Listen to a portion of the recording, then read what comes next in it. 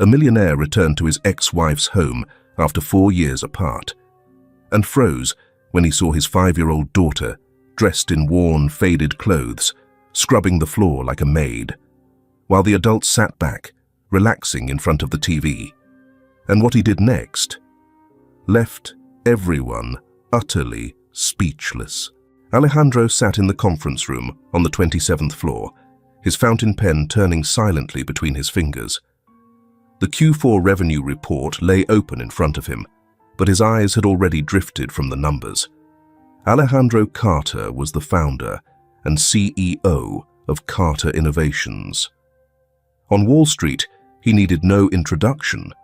A sharp mind in tech, a quiet philanthropist, and above all, a man who had long since left the memories of his past behind.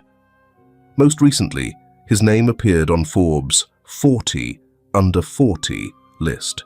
His phone buzzed softly.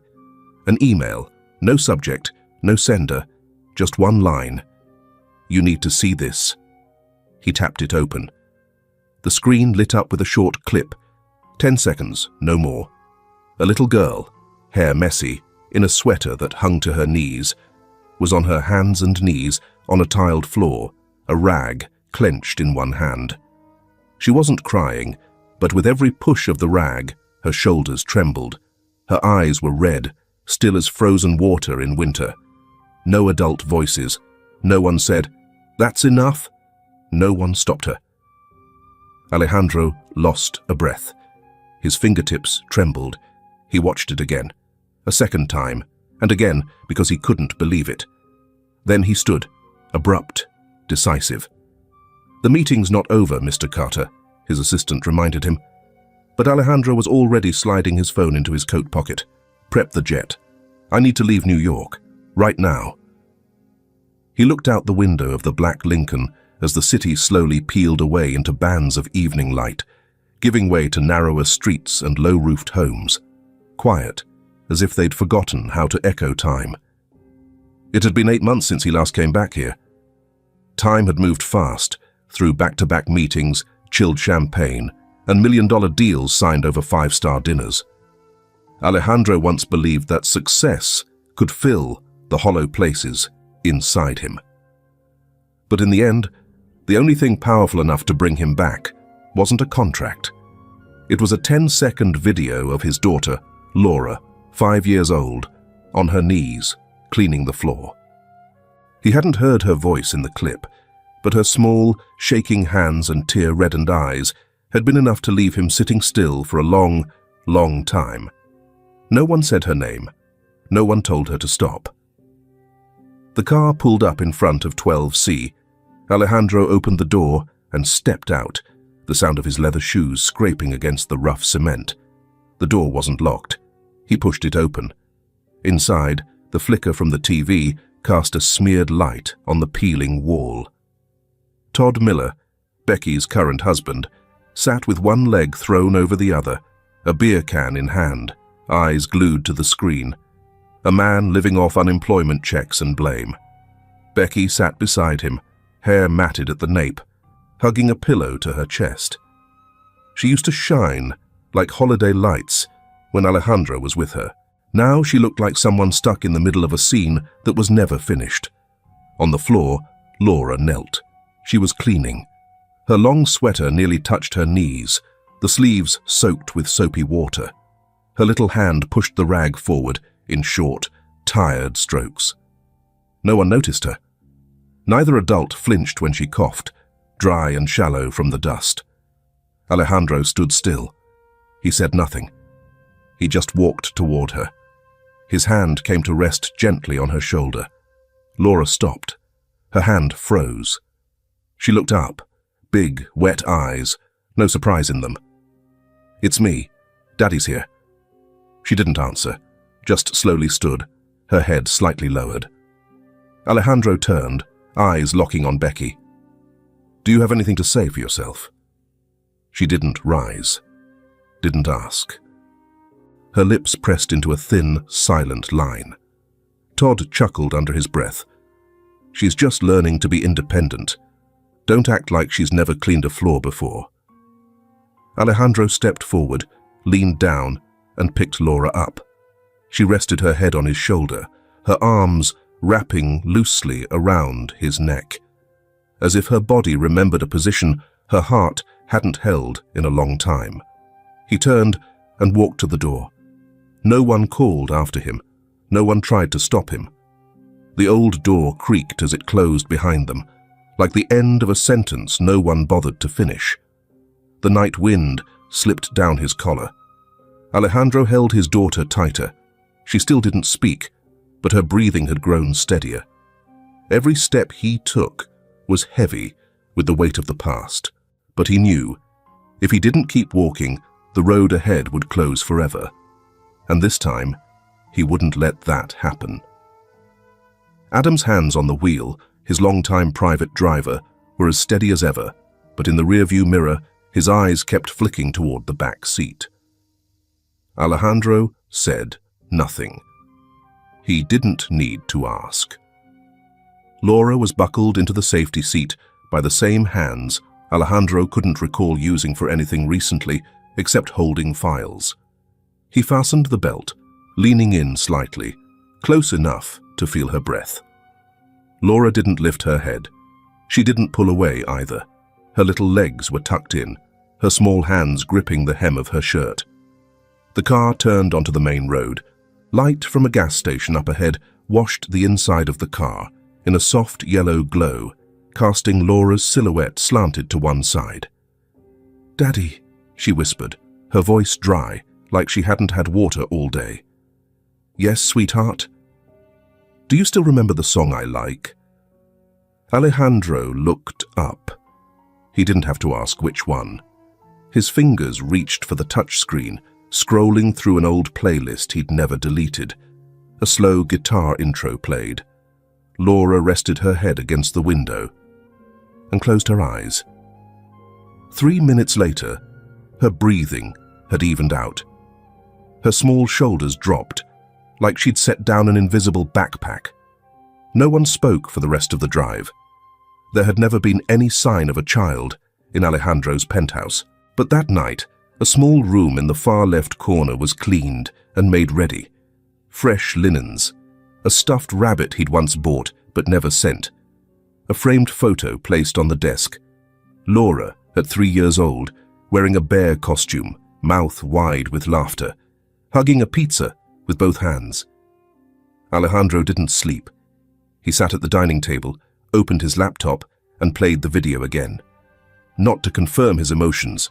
This time, he was looking for a trace. He rewound and paused, rewound again. The TV flickered in rhythm. Laura wiped her hands on her shirt. On the table, something gleamed, angled, blurry, out of focus. Not from a standard camera. The angle was low, steady, unmoving. He paused the clip at the 8-second mark, zoomed in on the lower left corner. A faint shape appeared, like the edge of a picture frame, or maybe a small fixed camera. A child couldn't have set up a camera like that, and the adults in the room seemed completely unaware of its presence. Alejandro frowned. He saved the frame and sent it to David, his personal attorney, with a note. "Need someone to trace the source of this clip. Urgent." The next morning, he was woken by the soft patter of small feet on the hardwood floor. Laura stood by the kitchen doorway, one hand clutching the button on her pajama top. Her eyes were puffy, her hair still messy, but it looked freshly washed. She stared at the pancake sizzling in the skillet. "Can I help?" she asked. Not loudly, but clearly. Alejandro didn't answer right away. He handed her a plate and pointed to the pile of strawberries he had just rinsed. "Make a smiley face with the berries. Leave space for the mouth." Laura sat down, her fingers gently touching each berry like she was arranging her own little world. For a few minutes, the kitchen held only the sounds of oil crackling, a spoon tapping a plate, and quiet breathing. Alejandro didn't know where to start, but he remembered the feeling. It was like learning how to walk beside someone small for the first time. Not leading, not pushing, just walking next to them. When Laura finished the pancake face, She pushed the plate toward him. "Looks like you," she said. "The mouth is straight too." Alejandro chuckled, softly, a sound that surprised even him. That evening, he got a message from David. No original metadata, videos been lightly edited, most likely shot from a fixed device, not a phone. Alejandro sat alone in his study, facing the screen in silence. He looked at the photo of Laura with Becky, taken last year at preschool. The little girl had hugged her mom, smiling wide, dimples clear. But in that photo, Todd stood beside them, his hand resting on Laura's shoulder, as if it belonged there. He asked himself, who recorded it? Who sent it? And why? He knew this wasn't just a case of a struggling mum with poor parenting skills. It was a warning, or a trap, and he had just walked into it. Alejandro stayed at the desk late into the night, watching the video again, not just through the heart of a father, but with the eyes of a man beginning to suspect that someone was watching his daughter. And it couldn't have been by accident. The grandfather clock in the corner ticked steadily, as if reminding them that time was passing. Alejandro sat still, fingers interlocked, occasionally glancing at the frosted glass door across from him, where David Ross was rearranging files on his desk. David, his longtime friend and the most trusted attorney Alejandro knew, had handled dozens of complicated financial cases. But this time was different. This wasn't covered by any contract. This was personal, and it was slowly unraveling the threads of calm that had always bound their trust. "Alejandro, are you sure you want to go through with this?" David looked up, his voice calm but clear. Petitioning for temporary custody is a big step, and with what we have right now, everything's still pretty fragile. "I can't let Laura go back there like nothing ever happened," Alejandro replied. "I need to make sure she's safe, and I need to know who was behind that video and why." David gave a small nod, then picked up a pen and scribbled a few lines into his notebook. He said nothing more, letting Alejandro sit with his thoughts. "I'll have Rachel trace where that video originated, where it was sent from, what kind of device was used. I'll talk to Judge Clark about the possibility of filing for temporary custody of Laura," David said, then paused. "But Alejandro, once we step into this, there's no stepping back." Alejandro nodded. "I've made up my mind," he said, his voice low but steady. Margaret Carter was sitting in the kitchen, peeling apples. A widow who had lived alone for years, she was stern, but measured in how she spoke. Her relationship with Alejandro was often tense, not from a lack of love, but because she never sugarcoated anything. When Alejandro entered, she didn't look up. She just kept peeling, as if nothing had changed. "Can I have a moment of your time, Mom?" he asked gently. 4 minutes, if you're bringing good news." Alejandro pulled out a chair and sat across from her, his gaze falling to the table. "I'm filing for custody of Laura." Margaret paused. The blade halted mid-peel, the apple's skin broke and fell into the dish. She set the knife down, wiped her hands with a napkin, and looked at her son. "You should have done that 3 years ago. Now." She exhaled quietly. "Maybe it's not too late. But if you're going to do this, you have to follow it through." Alejandro said nothing. "She needs a real adult by her side. If that's going to be you, then show her you're not just coming back out of guilt." He nodded, this time slowly, but with certainty. Rachel King, Alejandro's young legal assistant, was calm and deliberate by nature. She started at Laura's preschool, where she met Ms. Thompson, the middle-aged teacher with thoughtful eyes and a patient way of speaking.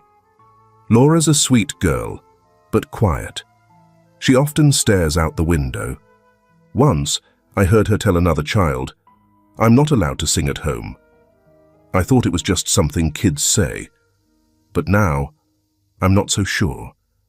Rachel quietly jotted that down, thanked her, and left the school. Her next stop was Dr. Mitchell's clinic, Laura's pediatrician for the past 2 years. He reviewed the file and said, "Recently, Laura's been coming in without her father. She barely spoke during those visits. What struck me was her eyes, avoiding contact, guarded. But it wasn't enough to file a report. Joe Palmer, the owner of the little grocery store at the end of the street, recognized Laura the moment he saw the photo. She used to stop by for cookies, counted every penny. One time I asked, "Why didn't your mum come with you?" She just shook her head and whispered, "Mum's busy sleeping at home." Late that night, as the hallway lights dimmed one by one, Rachel returned to the office. She placed the freshly printed files on David's desk, then looked over at Alejandro, still sitting silently nearby. "We have some details," she said, "but it's not enough to see the full picture yet." Alejandro looked up. "What about Laura's friends? Maybe they can tell us something more." Rachel nodded. "I'll try." The next day, Rachel went to Laura's classroom. Chloe, the curly-haired girl holding a box of crayons, was the first to speak. "Laura told me that at home she's not allowed to sing. Her stepdad says, 'Good girls, don't make noise.'" Rachel didn't ask further. She just wrote it down exactly as it was said, and in her heart, the pieces started to fall into place. That night, Alejandro sat with Laura at the dinner table. The meal was chicken soup, but she barely touched her spoon. Alejandro refilled her glass of water, then spoke slowly. "Tomorrow, you'll go visit Mom for a little while. I'll wait outside, but if something makes you sad, just tell me. Or if you don't want to talk, just give me this jacket." He handed her the little coat. Sewn neatly into the hem was a small, child-safe recording device. Laura didn't ask any questions. She looked at the jacket, then gave a faint nod. It wasn't permission. It was trust, something no child should learn to give so early. But tonight, under the soft yellow kitchen light, Alejandro knew this was the first step toward the truth. And the truth could wait no longer. Tomorrow, that little coat would carry the voice of a child too young for words. But Alejandro had no idea yet that what he was about to hear wouldn't just be about Laura. It would open the door to another secret, one deeper, older, and far harder to face. Becky opened the door when the bell rang for the second time. Her eyes passed over Alejandro without stopping, then dropped to Lily. "Come in, sweetheart." There was no hug, no smile. Lily stepped over the threshold as if entering a stranger's house. Alejandro gave Becky a slight nod and turned to leave.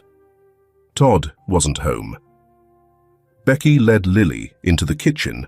She'd already set out a plate of eggs and mashed potatoes, trying to sound cheerful. "Eat up, honey. I made your favorite." Lily shook her head.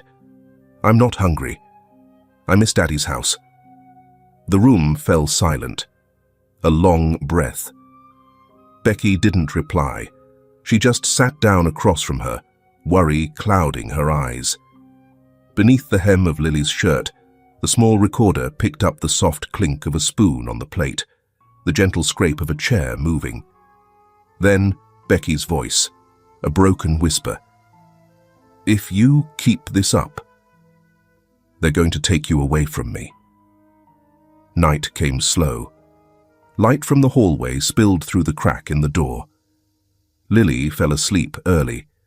Becky sat in the living room, blanket wrapped around her, eyes drifting to the clock now and then. The front door lock turned with a soft click. Todd was home. He tossed his keys onto the table, yanked open the fridge, and chugged a can of beer. Seeing Becky still there, his expression darkened. "Playing happy family again. Your ex takes the kid out for the day and drops her off like nothing happened, and you just act like it's all fine." Becky stood. "Todd, not tonight. I'm really tired." "I'm tired too, Becky. That kid, she walks through this house like a ghost. Doesn't talk, doesn't look at me. You think I want to live like this?" "She's my daughter. And please, don't talk about her like that. She's his daughter." "Proof of everything you can't let go of," Todd said, his voice rising. "But if I let her go, I lose everything. You think they'll just leave me be? A guy who's been to juvie. No family, no kid in the house. How long do you think I'll keep this job?" Becky stiffened. "What are you saying, Todd?" "I'm saying nobody's taking her from me. Not because I need her, but because if she goes, everything I've built falls apart. My past, my future." Glass shattered. A tumbler flew from Todd's hand, slammed against the wall, shards scattered across the floor. "No one's taking her from me," he roared, voice shaking, whether from rage or fear. It was hard to tell. The next morning, Alejandro replayed the recording. Every voice, every sound came through sharp and clear, clearer than the night before. He leaned back in his chair but couldn't stay still for long. His fists clenched, tendons taut, as if everything he couldn't yet say had gathered at the tips of his fingers, waiting for release. This wasn't about parenting anymore. This was danger, real and present. Laura, only 5, had no words to explain, no strength to fight back. And she was living in the middle of it, every day, every night. A light drizzle fell that morning. A small cafe sat tucked behind an intersection, its yellow lights blurring softly against the glass windows. Inside, Steve, the private investigator Alejandro had hired, sat at a table near the window, holding a cup of unsweetened black coffee. He was focused on a folder of documents under the dim light, his reading glasses slightly slipping down the bridge of his nose. Outside, a child passed by with their mother. The kid's raincoat had a tear along the side. Steve watched for a moment, then took out his phone. "We've got our first lead," he said curtly to Alejandro, "and it's not light." Todd Miller, the man currently living with Becky, had a past littered with shadows. Steve summarized the findings. In 2012, Todd was investigated for scamming a woman online. The woman later dropped the charges after receiving a settlement. No one knows where the money came from. He once coerced a former girlfriend into co-signing a credit card account. A few months later, she filed for personal bankruptcy. Todd's name disappeared from all associated documents. Worse still, in 2016, a girlfriend named Denise died by suicide, sleeping pills. The case was closed with no evidence of foul play, but the forensic report revealed that, in her final week, Denise had been cut off from communication and had lost all control over her personal finances. Steve also sent over a video clip, security footage from a bar, showing Todd grabbing a woman's wrist, forcing her into a chair, and speaking through clenched teeth. There were no official complaints, but something in the woman's eyes made Alejandro's heart go cold. Steve had also looked into Becky Wilson. She had visited a mental health clinic 4 times after her divorce. Medical notes mentioned mild depression and postpartum panic episodes, though her treatment had been inconsistent. A longtime friend, Tina, shared, "Becky once told me, I don't even know if I'm a mother anymore or just the housemaid." That sentence, it chilled me. Steve concluded, Becky wasn't malicious, but she was caught in a subtle web of control, one with Todd at its center. One afternoon, Alejandro went to Becky's house under the pretense of asking for Laura's school records. The front door was unlocked. He knocked gently. No answer. From inside, he heard the soft shuffle of little footsteps, followed by something hitting the floor, like a glass cup nudged off balance. He didn't step in. Standing at the threshold, he called out quietly, "Becky?" Silence for a few seconds. Then, a child's voice responded, small and hesitant. "Mum, If I'm good, can I stay? Can I not be moved away again? Alejandro froze. No child comes up with a question like that, unless they've heard someone else worry about it right in front of them. Later, under the dim amber light of Alejandro's living room, Steve placed a small recorder on the wooden table and pressed play. A voice came on, hoarse and slightly trembling. It was the voice of an older woman, likely used to speaking slowly and carefully. My name is Dorothy. I live in the unit to the left. I don't usually get involved in other people's business, but there are things you just can't ignore. A short pause, like she was recalling something. I once saw the little girl, Laura, standing out on the balcony. No coat, nothing warm, just a thin set of pajamas in the cold.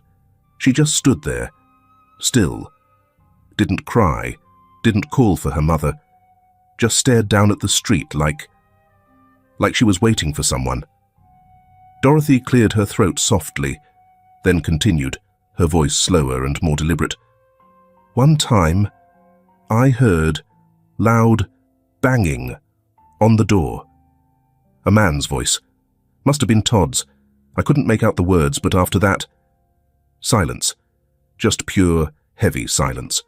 For days, no one came out of that apartment. No lights on at night. No sound. The recording ended with a long sigh. Steve shut off the device. No one spoke. Alejandro just stared at it, as if the final words were still echoing in his ears. She didn't cry, just stood there, like she was waiting for someone to come get her. Rachel King, the assistant attorney, pieced it all together. She drew a timeline, marking red dots where patterns of control repeated. Laura shows no signs of physical abuse, Rachel said, but she's living under a kind of silent discipline, what we'd call emotional neglect. Becky doesn't step in, because she's living under it too. Watch him more closely. Don't let him know. Under the soft glow of Laura's lamp, Alejandro sat beside his daughter without saying a word. She was coloring a light blue umbrella, her pencil smudging slightly at the tip. He watched her quietly, then gently placed a hand on her head, stroking her hair. His voice was deep, steady. You won't have to ask that question ever again. Laura didn't look up, but her coloring slowed, as if she'd heard and understood.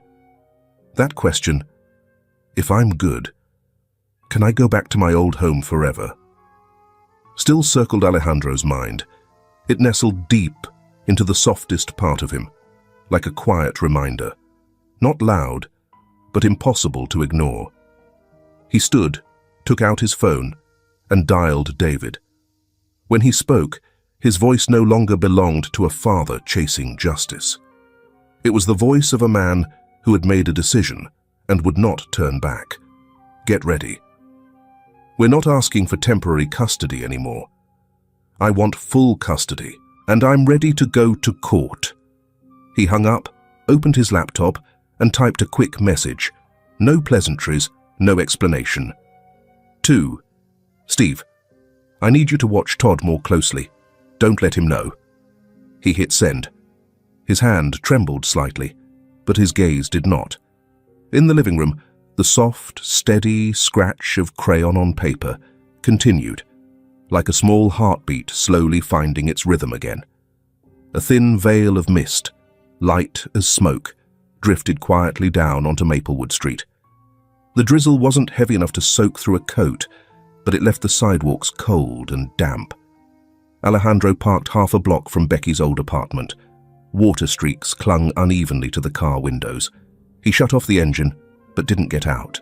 He sat there still, eyes fixed on the familiar apartment, the one that had once been Laura's first home. It had been nearly a week since he and David filed for temporary custody, along with a petition requesting an official wellness check on Laura's current living conditions. The court had acted quickly, not just because of the thick file of documentation they'd submitted, but also due to the urgent recommendation from social worker Karen Blake. And today, as part of the process, Karen had been assigned to conduct an on-site inspection. With her was Officer James Taylor, a neighborhood cop designated to ensure objectivity and safety for everyone involved. Right on schedule, a silver sedan pulled up at the end of the alley. Karen stepped out first, her grey raincoat hanging to her knees, clutching a waterproof case of documents. Officer Taylor followed, not in uniform, but in a thick indigo coat. He could have passed for a neighbor, if not for his eyes, alert, assessing. Alejandro took a few steps forward, about to speak, but Karen caught his gaze and shook her head gently. Her voice was calm, but firm. "We'll report back afterward. Please don't come in." They walked through the door Alejandro had once carried Laura out of, where he'd seen his daughter's silence speak louder than any explanation. The lock on that door still hadn't been changed.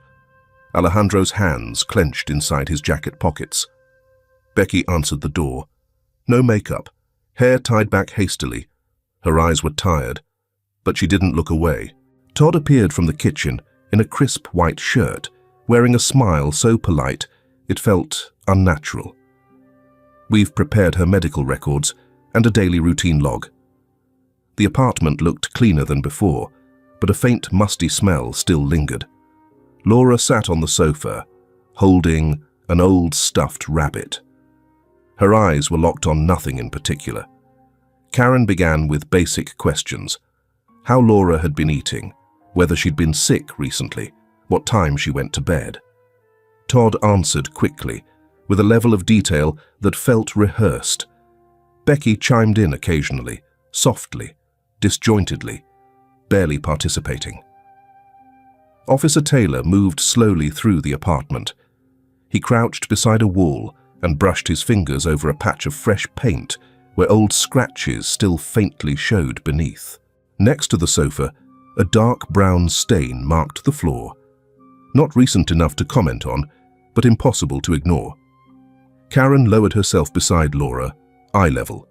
She placed a box of crayons and a blank sheet of paper on the small table in front of the girl. "What do you like drawing most?" Laura picked a pale blue crayon. She drew slowly, a small figure lying on the floor beside a rectangle that looked like a television. No sun, no trees, no flowers. Karen looked at the drawing, then asked gently, "Do you have your own room?" Laura glanced at her mother. Then she lowered her head and whispered, "I sleep on the floor, because Mummy says my dreams are too loud." Karen didn't react. She just quietly made a note in her pad. A small mark beneath a dense row of handwriting. As the conversation shifted to daily routines, Todd started interrupting more. He answered even questions not directed at him. His voice rose at times, edging out Becky's. Officer Taylor kept writing, eyes never leaving Todd's face. Becky clasped her hands together, then finally spoke up, clearer than before. "What exactly are you accusing us of? If this is an investigation, just say so." Karen didn't respond directly. She closed her notebook and replied evenly, "This is a standard procedure per court order. We're just documenting the current conditions."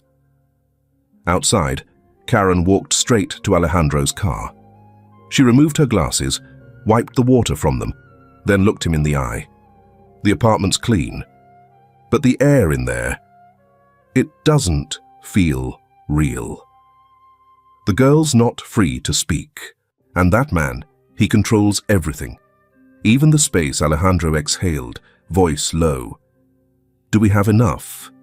Karen hesitated, showing uncertainty for the first time. "Not enough for the records. But I believe you're telling the truth, and I believe Laura. She's asking for help, in the only language a child has." That night, Alejandro returned home. Laura was asleep on the sofa, still wrapped in her thin jacket. The stuffed rabbit had slipped from her arms, lying on its side on the floor. He opened his laptop and connected to a small recording device hidden in the hem of her coat. A new file appeared. He hit play. Becky's tired voice came first. "You promised you wouldn't yell, Todd." Then Todd's voice, low and irritable. "You're always taking her side. Why don't you just send her back already?" A loud thud. Silence for a few seconds. Then footsteps, fading out of the room. Alejandro stood up sharply, his hand pressed to the table, eyes locked on the screen. This wasn't a theory anymore. This was real danger. He picked up the phone and called David. "I don't need more evidence. I need a protective order. Tonight." It was a chilly afternoon. Damp maple leaves dotted the brick path. The gate of the preschool creaked open, and clusters of children spilled out onto the yard, chattering, their jackets askew, laughter tumbling out in bursts. Alejandro stood by the fence, hands in his coat pockets, eyes fixed on the last classroom at the end of the corridor. From across the playground, a young woman approached, holding the hand of a little girl with brown hair and bright, slightly shy eyes. They stopped in front of Alejandro. The woman spoke softly, a hint of hesitation in her voice. "You're Laura's dad, right?" "I'm Chloe's mother." Alejandro gave a quiet nod. She reached into her bag and pulled out a phone. On the screen was a familiar video. Flickering light. Laura bent down, wiping the floor. Chloe recorded it while she was playing behind the school. When we got home, she asked me, "Why is Laura cleaning the floor by herself, Mummy? Why isn't anyone helping her?" I didn't know how to answer. So after thinking it over for a long time, I decided to send you the clip. At the time, I didn't know who you were, just saw Laura's name in an old contact list from the preschool. I sent it because I thought, if you were someone close to her, maybe you should know. I didn't realize it would matter this much. Chloe stood half hidden behind her mother, only part of her face showing. Alejandro knelt slightly, his gaze softening. "You did the right thing. Because of you, the grown-ups had to take a closer look at everything. Thank you, Chloe." The little girl hesitated, then mumbled, "I just saw Laura cleaning the floor, and no one was helping her. I thought if that were me, I'd feel really sad." Alejandro didn't answer right away. He gently placed a hand on her shoulder and nodded his thanks. Chloe nodded back, almost imperceptibly. Then, as if a weight had been lifted, she grabbed her mother's hand and ran toward the parking lot. Later that evening, Alejandro sat in his car near the school. The radio was on low, but he wasn't listening. The dismissal bell rang. The classroom door opened. Laura appeared, dragging an oversized backpack, walking slowly, her eyes scanning the crowd for something familiar. When she spotted Alejandro, she froze. 1 second of silence. Then she suddenly bolted toward him. "Daddy!" Alejandro knelt, arms wide open. Laura threw her arms around his neck and held on tight, saying nothing. Her breath still smelled faintly of milk. He held her longer than usual. In that moment, he understood. This wasn't just about custody. It was about protecting both of them from something they no longer had the words to name. And Becky, she shouldn't be left in that darkness either. That night, Alejandro went to the clinic where Becky had once received counseling. The hallway was quiet. The scent of disinfectant lingered faintly. He waited in silence until he was invited into the office of Dr. Mitchell, the psychologist who had once overseen Becky's case after the divorce. Alejandro sat down across from him and got straight to the point. "I'm not here to accuse or blame anyone. I just have one question." Dr. Mitchell stayed still, his hands resting lightly on the desk.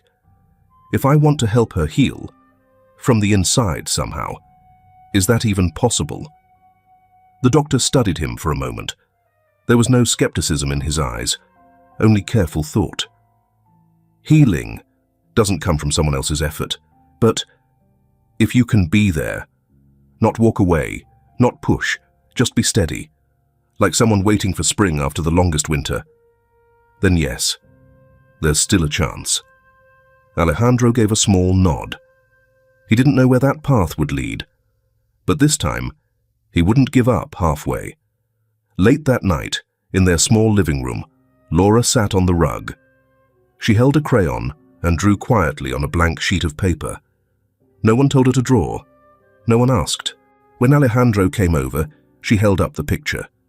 A house. 2 grown-ups standing on either side. A small child in the middle, holding both their hands.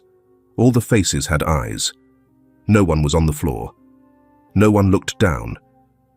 Alejandro looked at it for a long time, and for the first time, he wasn't afraid.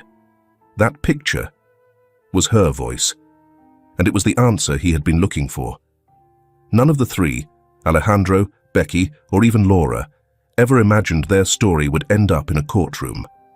But sometimes, all it takes is a 10-second video, a whisper from a 5-year-old, and a silence that lingers too long for everything to unravel.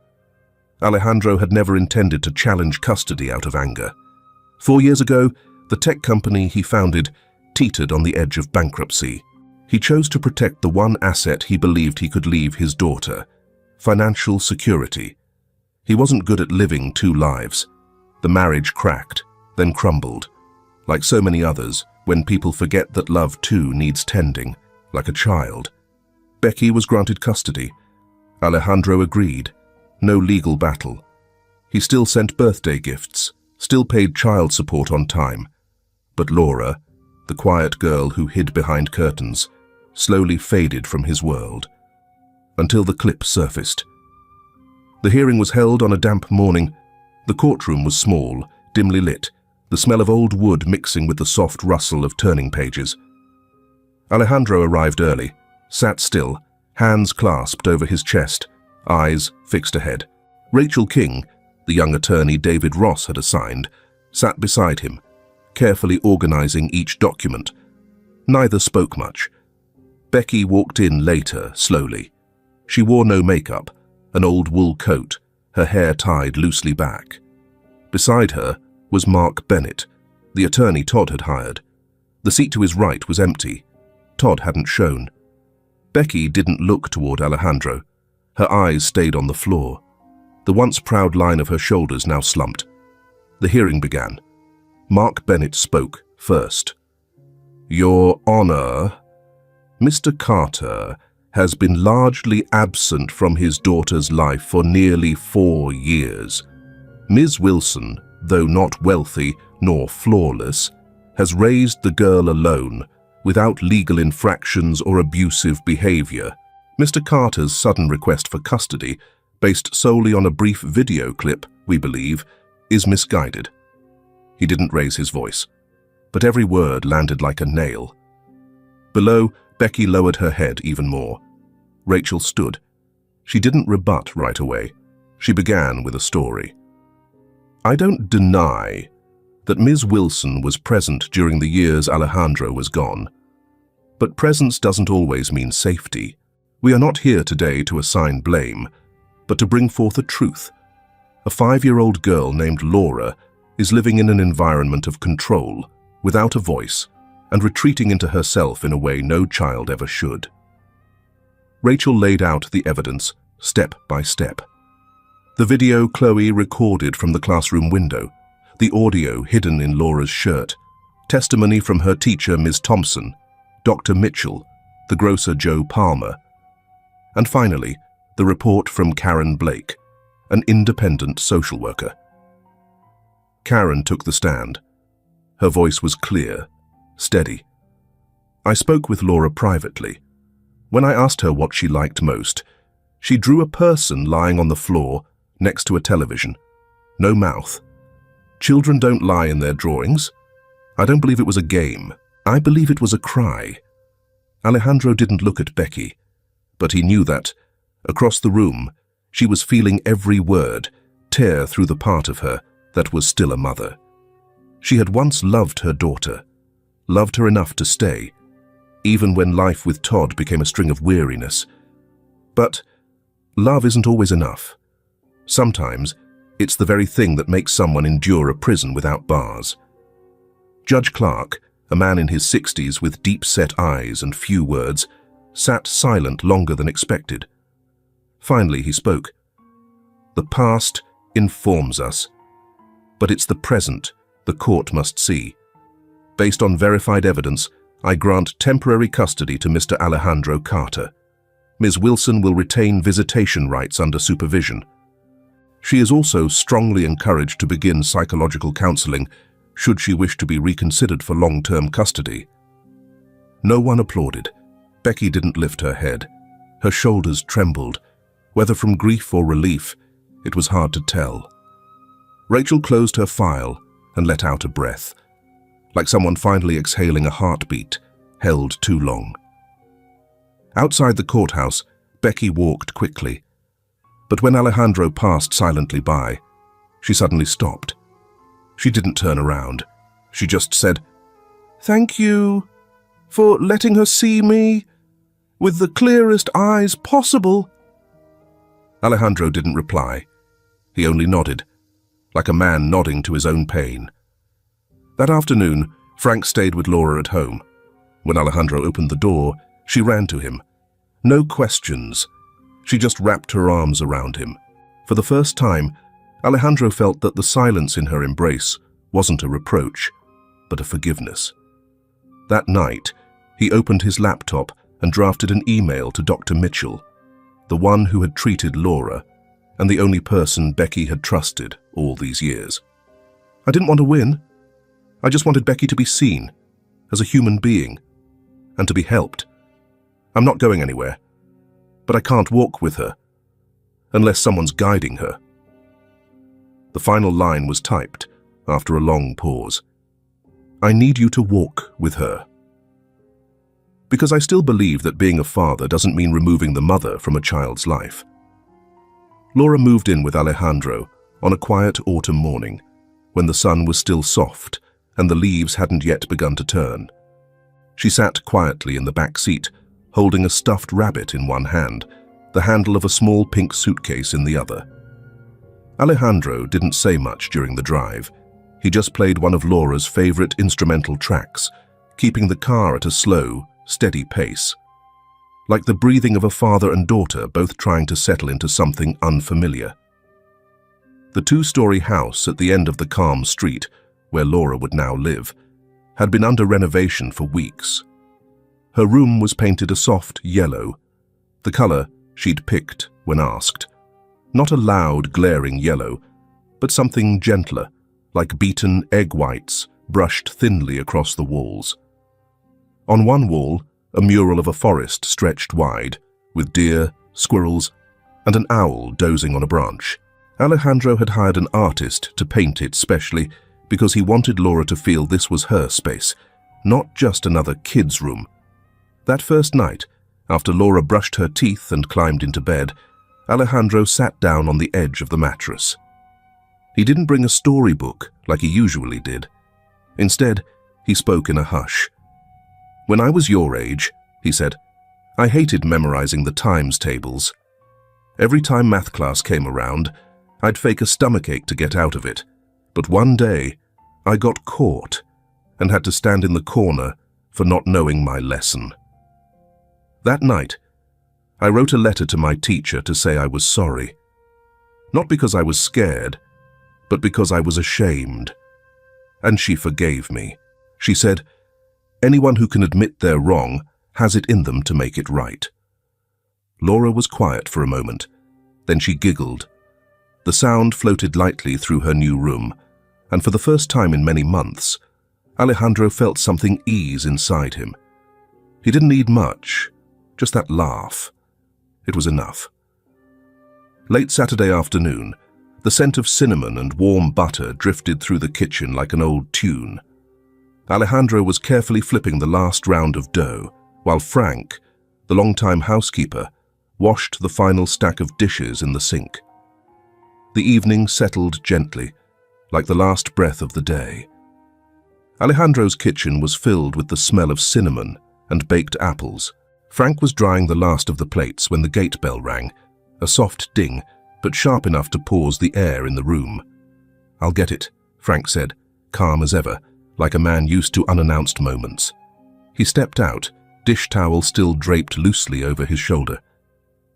Standing at the gate was Becky. Her grey coat was worn, one sleeve slightly crooked, and her low shoes were speckled with dried mud from last night's rain. No makeup, no purse, not a single trace of careful planning. But she stood straight, hands gently clasped in front of her, carrying the look of someone not here to apologize, not here to demand. Just someone trying to find her way back to herself. From the kitchen window, Alejandro looked out. He set the dish towel down and was about to step away when Margaret, his mother, untied her apron and walked out to the front yard. She didn't rush, nor did she hesitate. Her steps were steady, the kind of pace a person learns after living long enough to understand that some conversations need to begin in silence. Margaret didn't ask why Becky had come. She didn't extend a hand to invite her in. She stopped, keeping a distance close enough to see Becky's eyes, already tinged red. Her voice was neither sharp nor soft, but each word settled in the air like something steeped long in experience. If you're here not out of fear or obligation, then let your heart knock, not your hand. Becky bowed her head slightly. It wasn't clear if she was nodding or simply couldn't lift her gaze, her chest too tight with words that hadn't found their way out. She didn't move forward. Margaret said nothing more. She turned and walked back into the house, leaving the gate ajar. Not locked, not wide open, just enough space for the right moment and the right choice. Becky stood still beside the white wooden fence. Her hand rested on the top rail, not gripping it, but not letting go either. She looked up, her gaze landing on a second-story window where warm yellow light spilled across a soft, sun-colored wall. Inside, Laura was sitting cross-legged on a shaggy rug. She was lining up stuffed animals in a neat row, like a tiny classroom. Alejandro sat across from her, holding a plush panda, speaking in a silly, exaggerated voice. "Miss Teacher, the panda's sick today. Can he get the day off?" Laura burst into giggles, tipping sideways as she clutched her belly, then glanced toward the window. Her face relaxed, like a damp cloth wrung free of fear. That smile, light, effortless, and real. Becky hadn't seen it like this before. Not this much. She didn't cry. She didn't need to. In that moment, Becky just stood still, letting the light fall across her shoulders as if it belonged there. She didn't step inside, but she was no longer outside. That night, Becky rode home on the late bus. The wind slipped through the old glass pane, making her hair lift gently. She opened her phone, typed a message, then deleted it. In the end, she placed her hand on her belly and closed her eyes. It wasn't for Laura anymore. For the first time, she wanted to heal, not to keep someone else, but to keep herself. And in a yellow-painted room across the city, Laura was dusting a framed picture, one she'd painted. 3 people, with brushes, not bare hands. The sound of her laughter floated out like a wordless song. Becky placed her hand on the fence again, not grasping, just touching. And in that moment, all the things she'd feared, losing her child, being judged, missing her chance, dissolved like mist. Because Laura could still laugh like a child, and because Becky, though still outside, was allowed to see it. The tears came, not fast, not trembling. Becky didn't wipe them away. For the first time in months, she let them fall, no longer afraid of appearing fragile. She stepped away from the fence only after Laura's light went out. Becky walked the stone path that curved past the small park near Alejandro's house.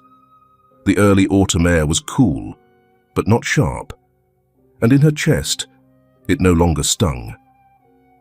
She sat down on the stone bench by the fountain. The park lights caught the sleeve of her sweater, revealing a frayed thread worn thin with time. Her phone buzzed softly in her pocket. A missed call from the therapist she once promised she'd go back to. Becky looked at the screen. Her finger hovered over the callback icon. In her mind, Laura was still there, smiling, lifting the stuffed bunny, nodding when Alejandro asked, "You want some apple pie?" When the doctor's voice came through the line, Becky simply said, "I think I'm really ready this time. We can keep going." Alejandro never knew Becky had stood outside the fence that evening. He didn't know she had called the therapist back. But that night, after tucking Laura into bed, he opened her bedroom window and looked out. The wind carried the warm scent of cinnamon from the pie, still cooling on the counter. The park lights spilled down onto the street. Alejandro rested his forehead against the window frame, thinking of Becky, of some journey she was on, one he couldn't walk with her. But he could wait, just outside the door. He whispered, "We all need a yellow room in our lives, not to live in, but to believe there's still a place we can return to." In her sleep, Laura turned over. The bunny slipped from her hand. Alejandro gently picked it up and laid it back in her arms. That night, no one cried. But somehow they all felt just a little bit lighter. On Laura's first morning back at school, the sky was overcast. Alejandro walked her to the car, unrushed. On the way, he played an old instrumental tune. Laura didn't say a word, but her small hand clung tightly to the strap of her blue backpack. Her face wasn't sad, just quiet, as if she were about to step into a new world, one where she somehow knew. This time, things would be different. At home, Frank was reorganizing the bookshelf. Margaret was baking banana bread. The house no longer buzzed with the energy it had when Laura first arrived, but the quiet wasn't gloomy.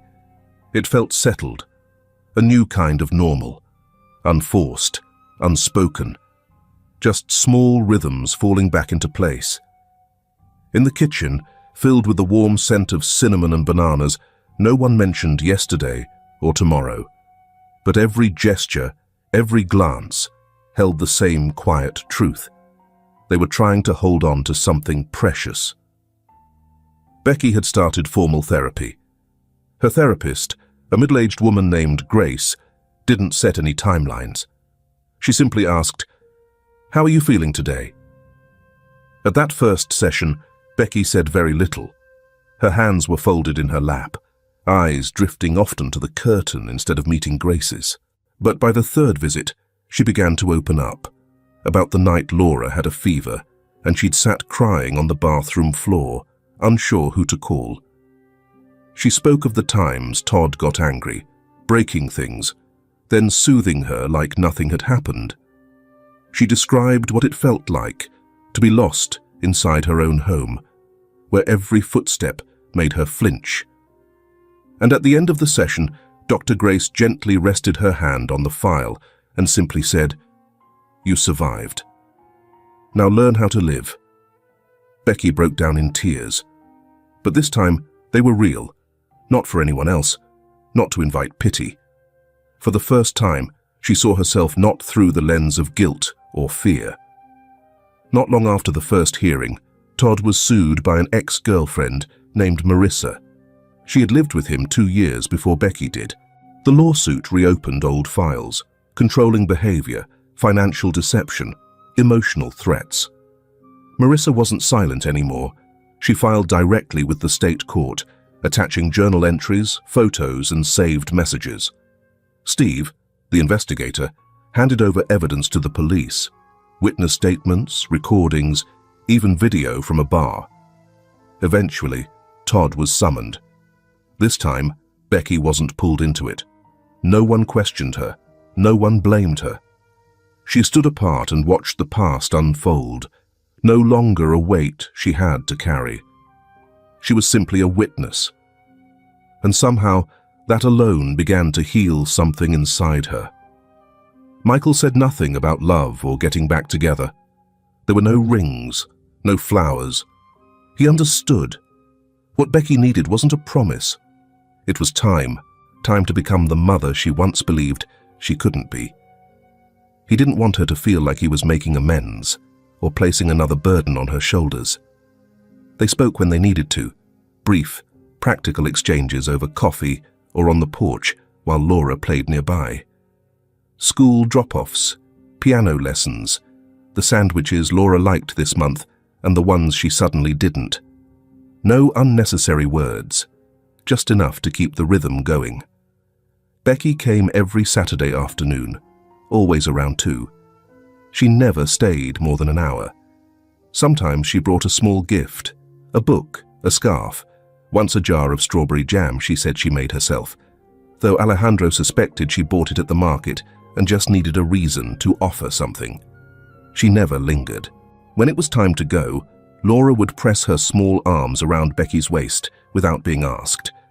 And each time, Becky would hold her tight, then turn quickly toward the car, wiping her eyes with the edge of her sleeve before the door closed. But she didn't hide it anymore. The tears weren't a sign of shame now.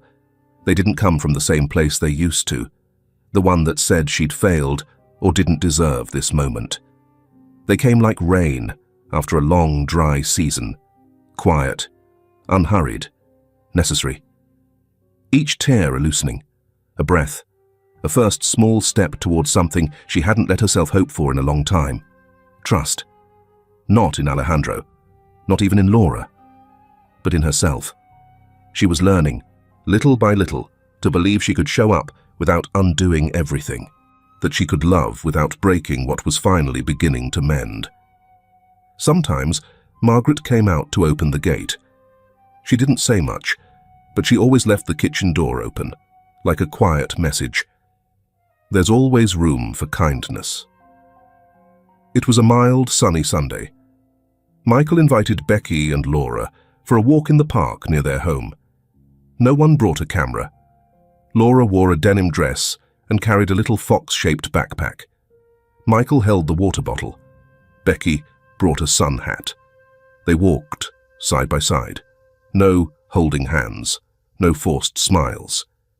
Every now and then, Laura ran ahead, then circled back, slipping her hand into her father's, then her mother's, as if to make sure no one got left behind. Becky smiled. Michael gave a small nod. No one spoke of the past. No one mentioned the hurt. But in every step, every touch, there was a long journey quietly coming to a close. And in that moment, no one felt they were going back, only moving forward.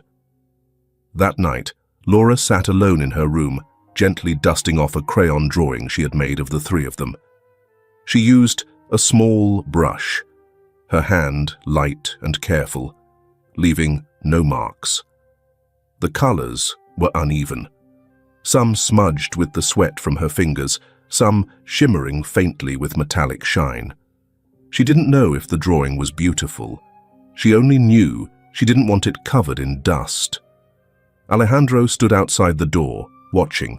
He didn't speak, didn't interrupt. The only sound was the brush sweeping softly across the paper, barely audible. Like a quiet reminder. Lily doesn't scrub the floor anymore. She's brushing dust off a drawing of the three of them, with a painter's brush, not her bare hands. Sometimes the things that change our lives don't arrive with a loud bang. They slip in quietly through small details. An unlocked gate, a gentle word left unforced, or simply the way a child looks toward a window. The story of Alejandro, Becky, and Laura isn't just about custody. It's about the journey of learning to face hard truths, to listen with an open heart, and to keep moving forward. No one comes out exactly the same, but anyone can take a step towards something better. What do you think of Alejandro's decision? And have you ever had a moment, small as it was, that changed how you saw someone you love? I know each of us carries our own story. If you're tired, I hope you find rest. If you're feeling lost, I hope someone meets you at an open gate. You're not alone.